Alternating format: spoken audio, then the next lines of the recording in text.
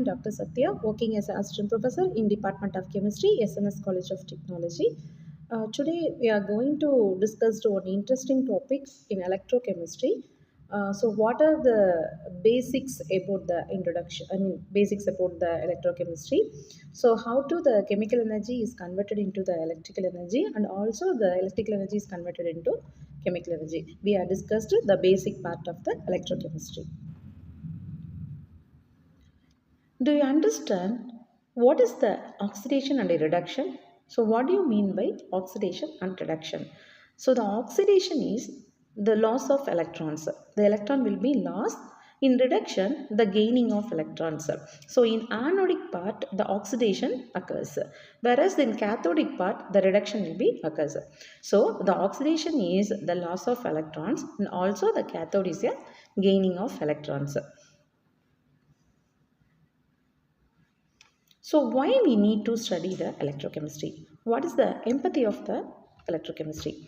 In batteries and we are using in day-to-day life and mobile phones from laptops and all thing with using the electrochemistry, because the chemical energy is converted into the electric energy. In basic batteries, the chemical energy is converted into the electrical energy. So we know about the basic things of electrochemistry for our users in our day-to-day life. So we are using in batteries in mobile phones, laptops and UPS, and also in medical devices, the pH sensors and water quality monitoring, and some industry and future some renewable energy storage. In all things we are using the electrochemistry. So that's why we are need to study about the electrochemistry. Have you noticed why mobile batteries are drying and how corrosion damaged the bridges? You know why the UPS batteries, some years we are using the UPS battery and 2 or 3 years it will be dried. Some basic salt will be appeared on the UPS batteries. Then why? Because of the electrochemical reactions happening inside the materials and batteries. So, some design the corrosion coating the bikes. Some material will be rust. So, we can avoid the rusting. We can coat some painting or any other thin film layer on that material. So, then we can avoid the corrosion resistance. So, we know about why some metals corrode faster than others, and also how does the battery is converted into the chemical energy and electrical energy. Can we design a cell that lasts longer? So, these are the main problems, and these are the questions we are facing across the everyday life.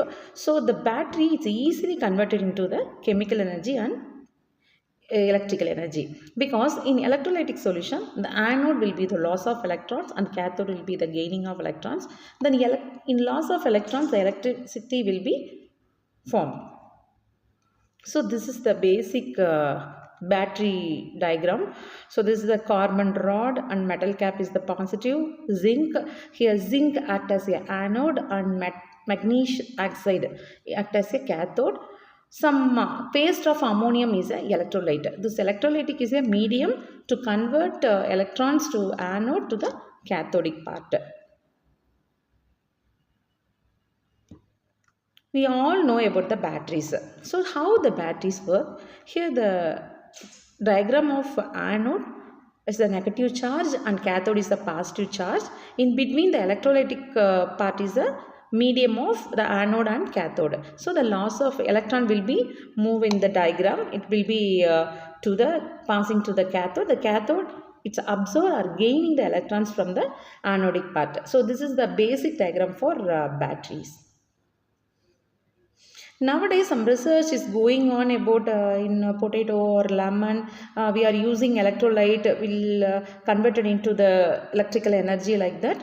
So here in lemon, the copper and zinc act as a anode and cathodic part. That will be in diagram. It shows that copper is a cathode and zinc act as a anode. The connecting to the wire to form the electricity.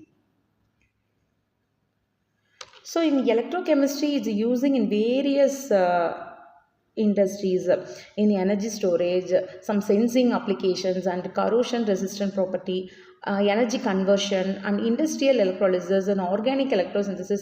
In several parts we are using the electrochemistry in our day-to-day life. So this is the electron energy conversion in this phase. So it's the two types on energy storage and material processing and fuel synthesis. In energy storage, we are using some recent batteries like lithium ion batteries and also fuel cell like hydrogen oxide fuels and all things. So material processing and fuel synthesis, the electro deposition of the crystallization process and fuel cell production and storage. So thank you.